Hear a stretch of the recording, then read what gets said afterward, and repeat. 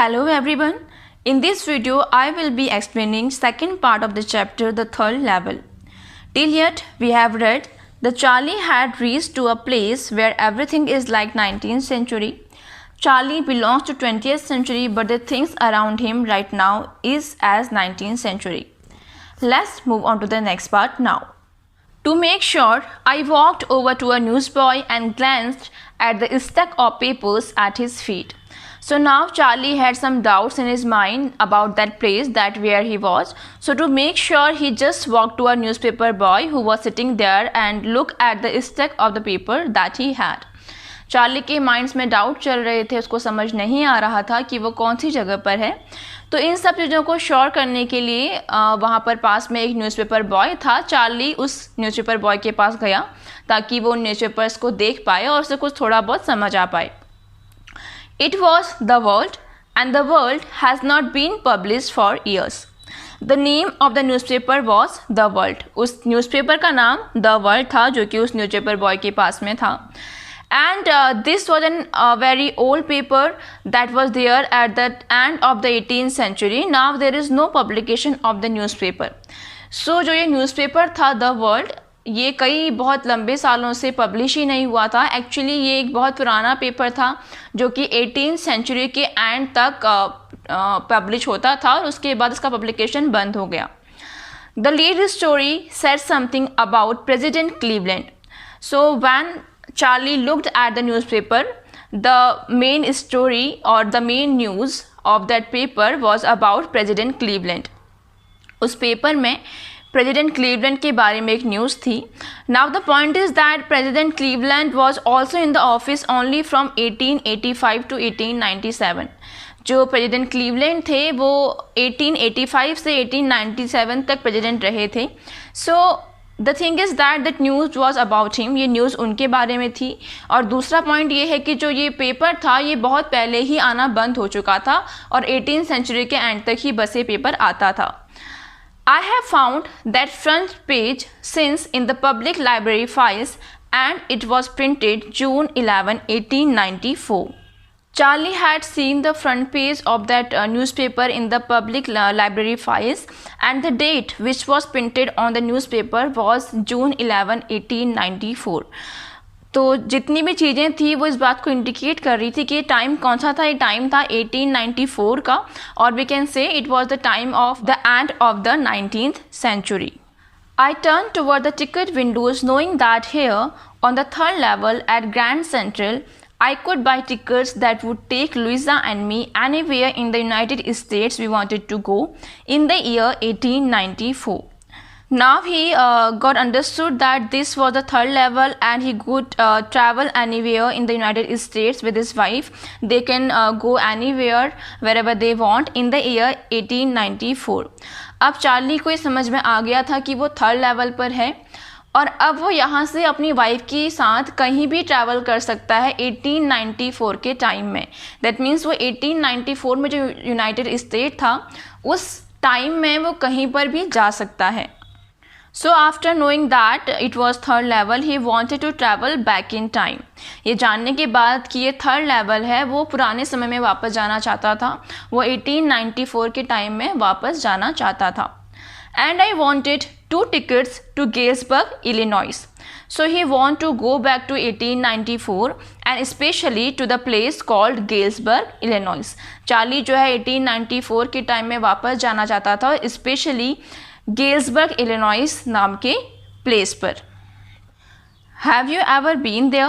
It is a wonderful town still with big old frame houses, huge lawns and tremendous trees whose branches meet overhead and roof the streets. Now he asked to us that have we ever visited the place Galesburg? वो हम सबसे पूछता है कि क्या हमने कभी Galesburg हम लोग कभी गए हैं.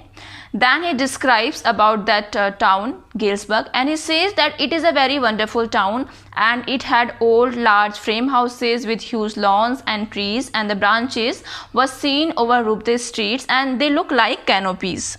वो बताता है कि गेल्सबर्ग जो है बहुत सुंदर टाउन है. वहाँ पर बड़े बड़े फ्रेम हाउसेस हैं, बड़े बड़े लॉन्स हैं और जो वहाँ पर ट्रीज़ हैं वो सड़कों को ऊपर से कैनोपी की तरह कवर कर देते हैं. तो वो बहुत सुंदर जगह है. And in 1894, summer evenings were twice as long and people set out their lawns, the man smoking cigars and talking quietly, the woman weighing palm leaf fans with the fireflies all around in a peaceful world. He says that in those years the summer were very long compared to the days now, and the people sat out there in their lawns. So he says that the time then was very peaceful. वो कहता है कि उस समय जो गर्मियों के दिन थे वो अभी के कंपैरिजन में लगभग 2 गुने ज़्यादा बड़े होते थे, लंबे होते थे, और लोग बहुत अच्छे से अपने लॉन्स में बैठा करते थे. बहुत पीसफुल टाइम था. Men said smoking cigars and ladies were waving their palm leaf fans. जो मैन थे उस टाउन के वो अपने लॉन में बैठ कर सिगार जलाया करते थे, और जो लेडीज़ थी वहाँ पर बैठ कर के अपने पाम लीफ फेंस को वीव किया करती थी, उनको बनाया करती थी, और वो लोग आपस में बहुत अच्छे से बात किया करते थे. That means that was a peaceful period and all were spending good time together. So ये सारी चीज़ें हमको बताती हैं कि 1894 का जो टाइम था बहुत अच्छा था, बहुत एक पीसफुल वर्ड था, और सब लोग बहुत आराम से अपनी ज़िंदगी बिताया करते थे. To be back there with the First World War is still 20 years off and World War II over 40 years in the future. I wanted 2 tickets for that. So he says that at that time it was still before the World War First and Second, and there are at least 20 years for the First World War to begin and over 40 years for the Second World War to be in the future at that point of time. So he says that he wanted 2 tickets to Gettysburg. वो कहता है कि वो time बहुत अच्छा था. First world war होने में लगभग 20 साल बाकी थे और सेकेंड वर्ल्ड वॉर में अराउंड 40 साल बाकी थे. सो मैं उसी प्लेस में वापस जाना चाहता हूँ और मुझे 2 टिकट्स गेट्सबर्ग के लिए लेने हैं. The clerk figured the fare. He glanced at my fancy headband, but he figured the fare, and I had enough for 2 coach tickets one way. So he says that the clerk who was sitting at the ticket counter told him the cost of the ticket, and then he looked at his fancy headband because he was wearing a different hat. It did not belong to that time or to that century. जब Charlie ने ticket counter पर जा कर के 2 tickets मांगी Gettysburg के लिए, तो वहाँ जो क्लर्क बैठा था उसने उसका फेयर को फिगर आउट किया कि कितना फेयर चार्ली को पे करना है गेट्सबर्ग की 2 टिकट के लिए. और उसके बाद क्लर्क ने चार्ली की फैंसी हेडबैंड को देखा, क्योंकि वो जो हेडबैंड चार्ली ने पहनी थी वो 19th सेंचुरी में लोग पहना नहीं करते थे, और वो उस क्लर्क के लिए थोड़ा सा अनयूजुअल या फिर डिफरेंट था. तो उसने उसके उस हेडबैंड को देखा, और फिर चार्ली कहता है कि उसके पास गेट्सबर्ग जाने के लिए इनफ अमाउंट था. दैट मीन्स वो 2 टिकट आसानी से खरीद सकता था. But when I counted out the money and looked up, the clerk was staring at me. So he had the money and he counted them to pay the amount of tickets, but as soon as he started counting, he noticed that the clerk was staring at him. Charlie के पास Gettysburg जाने के लिए enough amount था, पर जैसे ही उसने उस पैसे को काउंट करना शुरू किया, उसने देखा कि जो क्लर्क है वो उसे घूर रहा है. He nodded at the bills. That ain't money, mister, he said, and if you are trying to skin me, you won't get very far. And he glanced at the cash drawer beside him. So immediately Charlie heard the comment from the clerk. He said, "That's not money, mister, and if you are trying to skin me, that means if you are trying to cheat me, you can't get away from here. I will catch you and hand over to the police." And then he looked at the cash drawer which was beside him. Of course, the money was old style bills, half again as big as the money we use nowadays and different looking. When Charlie looked at the money the clerk had, it was quite larger and half double than the money that we use these days, and it was totally different. तो उस clerk ने Charlie को बोला कि जो तुम पैसे count कर रहे हो ये पैसे नहीं है, रुपये नहीं हैं, और अगर तुम मुझे चीट करने की कोशिश कर रहे हो तो तुम बच नहीं पाओगे. और उसके बाद उस क्लर्क ने अपने कैश काउंटर की तरफ देखा, और तभी चार्ली ने भी नोटिस किया कि जो कैश या जिस तरह के पैसे, जिस तरह के रुपये उस क्लर्क के पास थे वो उन नोट से बिल्कुल अलग थे जो कि चार्ली के पास में थे. वो जो करेंसी उस क्लर्क के पास थी वो ओल्ड स्टाइल बिल्स थे, और जो भी करेंसी अभी हम यूज़ करते हैं वो लगभग उससे दुगने थे साइज में और बिल्कुल ही अलग दिख रहे थे. I turned away and got out fast. There is nothing nice about jail even in 1894. So after noticing all these things, Charlie turned away and tried to come out from there fastly because he did not want to go to jail, because whether it was 19th century or 20th century, jail are always not a nice place and nobody wants to go there. तो जब Charlie ने सारी चीज़ें notice की, उसको लगा कि शायद मैं मुश्किल में पड़ सकता हूँ या फिर ये कलक जो है मुझे जेल भिजवा देगा, तो वो जल्दी से वहाँ से बाहर आ गया। और फिर वो कहता है कि 1894 में भी जेल जाना कोई बहुत अच्छी बात नहीं थी, तो मैं वहाँ रुकना नहीं चाहता था और इसलिए मैं जल्दी से वहाँ से बाहर आ गया। And that was that I left the same way I came, I suppose. So Charlie did not like the idea the Kalak putting him in the jail, so he left that place and he feels that he came back the same way through which he found the third level. Charlie जेल नहीं जाना चाहता था, इसलिए वो जल्दी से वहाँ से बाहर आ गया और उसे ऐसा लगा कि जिस रास्ते वो अंदर गया था, जिस रास्ते उसको थर्ड लेवल मिला था, वो उसी रास्ते से वापस आया है। Next day, during lunch hour, I drew $300 out of the bank, nearly all we had, and bought old style currency that really worried my psychiatrist friend. So he went back home, and next day during lunch time he went to the bank and took all the money that he had saved, and it was about $300. तो अगले दिन lunch के time में Charlie bank गया और bank जाकर उसने पूरे $300 निकाल लिए। जो भी अमाउंट उसने अभी तक सेव किया था वो सारा का सारा उसने निकाल लिया। And then he bought old style currency, और उस $300 से उसने ओल्ड स्टाइल करेंसी ख़रीद ली। और ये देखकर उसका साइकाइट्रिस्ट फ्रेंड जो था वो थोड़ा परेशान हो गया, because he felt that it is not a good idea to spend all the amount in buying old currency. You can buy old money at almost any coin dealers, but you have to pay a premium. My $300 bought less than $200 in old style bills. Charlie wanted to use this currency at the third level to get the ticket of Ginsburg, so he went to a coin dealer and got his money exchanged.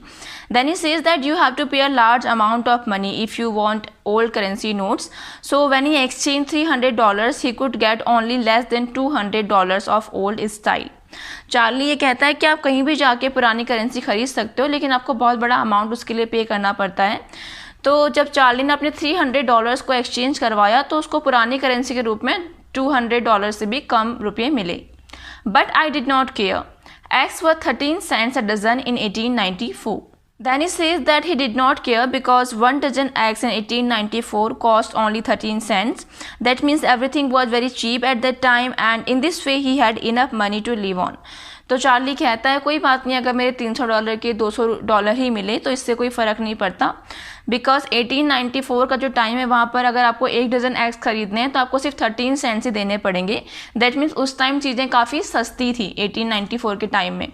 तो इस तरीके से अगर देखा जाए तो उसके पास 1894 के टाइम में जीने के लिए इनफ अमाउंट था।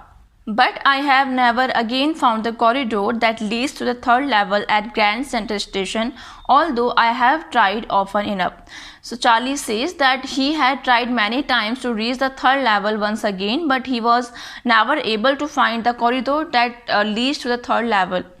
So चार्ली ये कहता है कि मैंने बहुत बार कोशिश की कि मैं थर्ड लेवल पर जाऊं, और मैंने उस कॉरिडोर को ढूंढने की कोशिश की जिसके थ्रू मैं थर्ड लेवल पर पहुंचा था, लेकिन उसके बाद उसे वो कॉरिडोर कभी भी नहीं मिला। Louisa was pretty worried when I told her all this and didn't want me to look for the third level any more, and after a while I stopped. So his wife got worried after listening the whole incident, and she said him not to look for the third level anymore, and then he stopped looking for it. So उसकी wife जो है काफ़ी परेशान हो गई, Luisa उसकी wife का नाम है, वो काफ़ी परेशान हो गई और उसने चार्ली को बोला कि वो अब थर्ड लेवल को और ज़्यादा ना ढूंढें, और इसके बाद चार्ली ने उस लेवल को ढूंढना बंद कर दिया. I went back to my stamps, but now we are both looking every weekend because now we have proof that the third level is still there. So when his wife denied him to search for the third level anymore, he went back to his hobby of stamp collecting. जब उसकी wife ने उसको मना कर दिया कि अब तुम थर्ड लेवल को मत ढूंढो, तो वो अपनी स्टैम्प कलेक्टिंग की हॉबी में वापस चला गया, दोबारा से अपने स्टैम्प्स को देखने लगा और दोबारा से उन्हें कलेक्ट करने लगा. But now every weekend both of them, that means Louisa and Charlie, started looking again for the third level. लेकिन फिर वह कहता है कि लेकिन अब मैं और लुइसा दोनों ही हर वीकेंड पर थर्ड लेवल को ढूंढते हैं. क्यों ढूंढते हैं? Because he feels that he has the proof that third level exist. वो कहता है कि अब मेरे पास ये प्रूफ है कि थर्ड लेवल एग्जिस्ट करता है, तो इसीलिए मैं और लुइसा हर हफ्ते हर वीकेंड हम उस थर्ड लेवल को ढूंढते हैं. Now the question is what is that proof, जिससे उसको लगता है कि थर्ड लेवल एग्जिस्ट करता है. वो प्रूफ क्या है? We will come to know it later. He says, my friend Sam Wiener disappeared. Nobody knew where, but I sort of suspected because Sam is a city boy and I used to tell him about Galesburg. I went to school there and he always said he liked the sound of the place and that's where he is. All right, in 1894.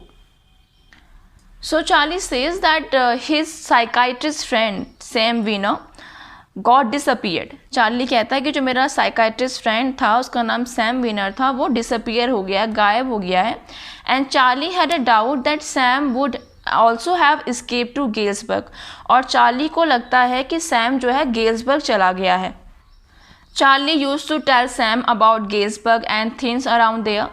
So as being a city boy, the life of Galesburg town always fascinates him. So Charlie says that his psychiatrist friend Sam Wiener got disappeared and no one knew where he was. Charlie कहता है कि जो मेरा psychiatrist friend था Sam winner वो गायब हो गया और वो कहाँ है ये किसी को नहीं पता. But Charlie had a doubt that Sam would also have escape to Galesburg. लेकिन चार्ली को ये लगता है कि सैम शायद गेल्सबर्ग चला गया है. Charlie used to tell Sam about Galesburg and things around there. So as being a city boy, the life of that Galesburg town always fascinates Sam. Charlie हमेशा सैम को बताया करता था गेल्सबर्ग के बारे में, because Charlie had spent a lot of time there. Charlie ने अपना बचपन वहीं बिताया है. He said that I went to school there. That means उसने अपना बचपन, अपनी यंग एज भी वहीं बिताई है. सो वो उस प्लेस के बारे में सैम को बताया करता था. और Sam was a city boy, Sam एक सिटी बॉय था, तो गेल्सबर्ग की लाइफ उसको बहुत फैसिनेट करती थी, उसको बहुत अच्छी लगती थी. So whenever Charlie use to describe about Galesburg to Sam, Sam was always happy to hear about it. So he feels that Sam might have escaped to Galesburg in 1894. जब भी Charlie Sam को Galesburg के बारे में बताया करता था, Charlie कहता था कि उसे उस जगह के बारे में सुनना पसंद है. तो चार्ली को ये लग रहा है कि सैम जो है वापस उसी गेल्सबर्ग में चला गया है 1894 के टाइम में. Because one night fussing with my stamp collection I found, well, do you know what a first day cover is? So one day when Charlie was looking through his stamp collection, he found something called as first day cover. एक दिन जब Charlie अपने stamp collection को देख रहा था तो उसको एक फर्स्ट डे कवर मिला. What the first day cover is? When a new stamp is issued, stamp collectors buy some and use them to mail envelopes to themselves on the very first day of sale, and the postmark proves the date. The envelope is called a first day cover. They are never opened and you just put blank paper in the envelope. Actually, a first day cover is nothing but a plain envelope with the sender's address itself. Actually, when a new stamp is issued, collectors want to collect these stamps, so they buy these stamps and mail it to themselves. And the postmarks prove the date of that. जब भी कोई नया stamp issue होता है तो जो stamp collectors होते हैं, जिनको स्टैम्प कलेक्शन का शौक होता है, वो उन स्टैम्प्स को खरीदते हैं और अपने ही एड्रेस पर खुद को ही मेल कर देते हैं. और जब वो खुद को मेल करते हैं तो उससे क्या होता है, उस पर एक पोस्ट मार्क लगता है, जिससे ये प्रूव होता है कि उस स्टैम्प की डेट क्या है. उस पोस्ट मार्क पर एक डेट लिखी होती है, वो उस एनवलप पर छप जाती है. तो इस तरीके से जितने भी स्टैम्प कलेक्टर्स होते हैं वो नए स्टैम्प्स को खरीदते हैं और उन्हें खुद को ही मेल कर देते हैं, तो उन्हें हम फर्स्ट डे कवर कहते हैं. और फर्स्ट डे कवर जो है कभी खोले नहीं जाते, बिकॉज वो खुद को ही मेल किए गए होते हैं, उनके अंदर कुछ भी नहीं लिखा होता, एक सिंपल पेपर होता है, ब्लैंक पेपर, तो उन्हें कोई भी कभी भी नहीं खोलता. That night among my oldest first day covers, I found one that shouldn't have been there, but there it was. So that night, Charlie found a first day cover among his stamp collection, and he says that the cover shouldn't have been there, but he found it accidentally. Charlie को एक first day cover मिलता है अपने पुराने first day covers में से, और जब वो उसको देखता है तो सोचता है कि इस कवर को यहाँ नहीं होना चाहिए था, लेकिन ये यहाँ पर है. It was there because someone had mailed it to my grandfather at his home in Galesburg. Then he tells us that somebody had mailed that cover to his grandfather on the address of his home in Galesburg. That's what the address on the envelope said, and it had been there since July 1894. So जब Charlie को वो first day cover मिलता है, वो उसे देखता है तो उस पर एक एड्रेस लिखा होता है. वो एड्रेस गेल्सबर्ग का होता है, और चार्ली कहता है कि ये फर्स्ट डे कवर किसी ने मेरे ग्रैंडफादर को मेल किया था और इस पर उनका एड्रेस लिखा हुआ है, और इस पर जो डेट है वो है जुलाई 1894. The postmark showed that yet I didn't remember it at all. He says that the address and the date has been written on the postcard, and I am unable to remind anything about it. So whatever I am telling you about the date and about the address, it has been written on the postcard. वो कहता है कि मुझे इसके बारे में कुछ भी याद नहीं है, लेकिन इस पोस्ट कार्ड पर ये एड्रेस लिखा है और ये डेट लिखी है, तो इसलिए मैं आपको बता रहा हूँ कि मेरे ग्रैंडफादर को किसी ने मेल किया था और इसका टाइम ये है. This stamp was a 6-cent dull brown with a picture of President Garfield. Then Charlie describes the stamp that was on the cover. It was dull brown in color and it had a picture of President Garfield. फिर Charlie बताता है कि उस first day cover में जो stamp लगा हुआ है वो कैसा है. वो एक 6 सेंट का स्टैम्प है, दैट मीन्स वो 6 सेंट में खरीदा गया होगा, और वो डल ब्राउन कलर का, और उसमें प्रेसिडेंट गैरफील्ड की एक पिक्चर बनी हुई है. Naturally when the envelope came to granddad in the mail, it went right into his collection and stayed there till I took it out and opened it. When his grandfather got the mail, he directly saved it in his collection. That means he never read it because generally the first day cover has only blank paper in it. But now Charlie took it out from the collection and opened it. Charlie कहता है कि जब मेरे grandfather को ये first day cover मिला तो उन्होंने इसको डायरेक्टली अपने कलेक्शन में सेव कर लिया और इसे कभी उन्होंने पढ़ा नहीं, because generally first day cover जो होते हैं उनमें कुछ लिखा नहीं रहता. बट अब जब चार्ली ने उसको निकाला है और चार्ली ने उसे खोला है, अदरवाइज इससे पहले वो ग्रैंडफादर के ही कलेक्शन में पढ़ा था. The paper inside wasn't blank, it read. So when he opened it, he found that it wasn't blank, something was written on it. जब चार्ली ने उसे खोला तो उसने देखा कि ये जो फर्स्ट डे कवर है ये खाली नहीं है, इसमें कुछ लिखा हुआ है. And that goes like this: 941 Willard street, Galesburg, Illinois, July 18, 1894. So on the right side he saw an address that is 941 Willard Street, Galesburg, Illinois, July 18, 1894. इस तरह का एड्रेस उस एनवेलप के राइट साइड पर लिखा हुआ था. Then it goes like, Charlie, I got to wishing that you were right. Then I got to believing you were right. And Charlie, it's true. I found the third level. I have been here 2 weeks and right now, down the street at the Dailies, someone is playing a piano and they are all out on the front porch singing, Seeing Nellie Home. And I'm invited over for lemonade. Come on back, Charlie and Louisa. Keep looking till you find the third level. It's worth it, believe me. The note is signed Sam. When he opened the letter, he got surprised to find that actually the letter was addressed to him and it was written by Sam. तो जब Charlie ने उस letter को खोला तो वो थोड़ा सा सरप्राइज हो गया, बिकॉज वो जो लेटर था वो चार्ली को एड्रेस किया गया था और वो सैम ने लिखा था. He says that Charlie, you was right and there is third level and now he has found it. वो चार्ली से कहता है कि चार्ली तुम बिल्कुल सही थे, थर्ड लेवल एग्जिस्ट करता है और मैंने अब इसे ढूंढ लिया है. And it already been 2 weeks that Sam is in third level, और सैम को थर्ड लेवल में गए हुए लगभग पूरे 2 weeks हो चुके हैं. And after it the letter describe the surrounding of Sam in Galesburg. He says someone is playing piano and people are sitting on their porch singing a song happily, seeing Nellie home.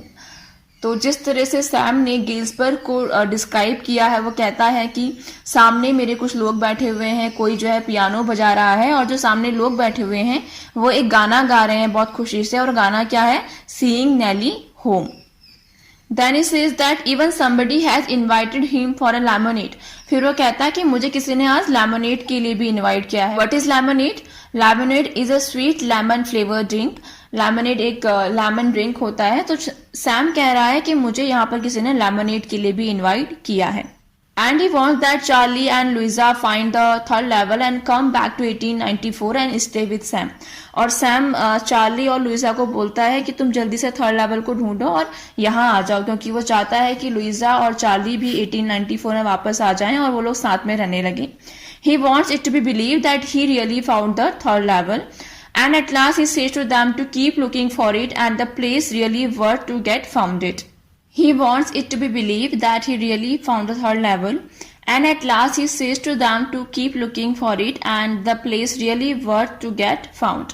Sam चाहता है कि उसकी बात पर विश्वास किया जाए कि उसने थर्ड लेवल को ढूंढ लिया है, और वो चार्ली और लुइसा से कहता है कि तुम इस प्लेस के लिए ढूंढते रहो, थर्ड लेवल को ढूंढते रहो, बिकॉज ये बहुत अच्छा प्लेस है और वाकई में इसको ढूंढा जाना ये डिजर्व करता है. And at the end of the letter there was the signature of Sam. At the stamp and coin store I go to, I found out that Sam bought $800 worth of old style currency. So after reading that letter, Charlie went to the coin store where he used to collect his exchange dollars, and there he found out that from the same shop, Sam had exchanged about $800 of old style currency. उस letter को पढ़ने के बाद Charlie उस shop में गया, उस coin store में गया जहाँ पर वो ओल्ड स्टाइल करेंसी को एक्सचेंज किया करता था, और वहाँ जाकर उसे पता लगा कि सैम ने सेम शॉप से $800 की ओल्ड स्टाइल करेंसी को एक्सचेंज किया है. That ought to set him up in a nice little hay feed and grain business. Then Charlie thinks that with this $800, Sam is able to start up a business in Galesburg of feed and grain. फिर Charlie सोचता है कि इस $800 से Sam आसानी से Galesburg जाकर के हे फीड एंड ग्रेन बिजनेस, भूसे और अनाज का बिजनेस खोल सकता है. He always said that's what he really wished he could do.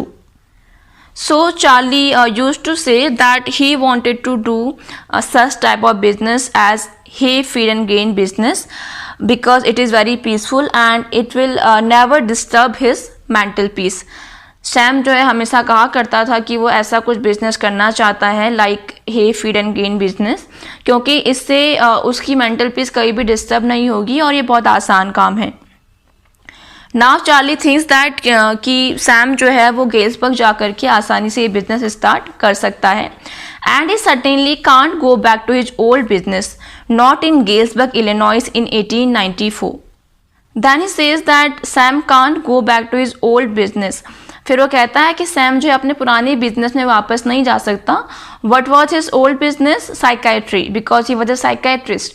Okay, Sam एक साइकाइट्रिस्ट था, तो उसी के बारे में चार्ली बात करता है कि वो 19th सेंचुरी में या फिर वो गेल्सबर्ग जाकर साइकाइट्रिस्ट का काम नहीं कर सकता. क्यों नहीं कर सकता?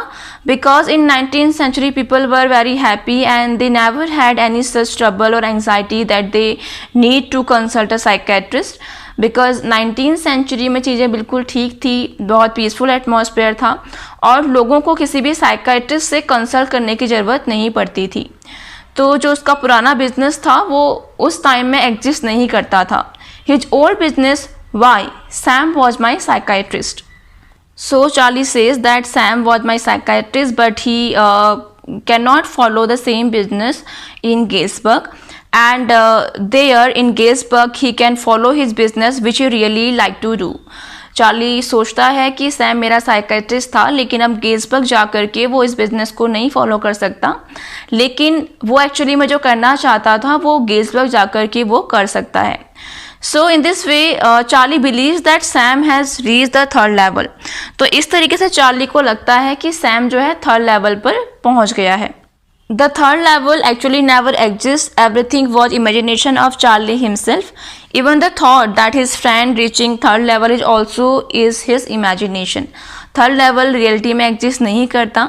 ये सिर्फ चार्ली की imagination का पार्ट है. और जो भी वो बातें सोच रहा है कि सैम जो है थर्ड लेवल पर पहुंच गया, ये भी उसकी imagination का ही एक हिस्सा है. In real world there is no level like a third level. Real world में थर्ड लेवल नाम का कोई भी लेवल एग्जिस्ट नहीं करता. So that's all about this chapter, the third level, which was the science fiction. I hope you would like today's video and the explanation as well. Stay happy, stay healthy and keep learning. Thank you.